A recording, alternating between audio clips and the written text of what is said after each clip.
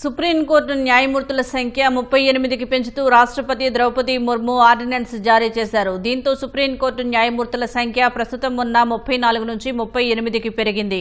ప్రధాని నరేంద్ర మోదీ అధ్యక్షతన ఇటీవల సమావేశమైన కేంద్ర మంత్రివర్గం న్యాయమూర్తుల సంఖ్య పెంపు ప్రతిపాదనకు ఆమోదం తెలిపింది.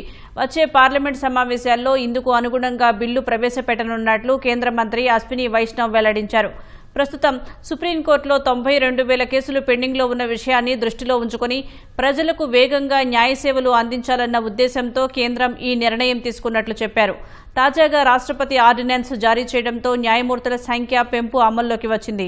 న్యాయమూర్తుల సంఖ్య పెంపుతో తలెత్తే అదనపు ఖర్చును భారత సంఘటిత నిధి నుంచి సమకూరుస్తారు.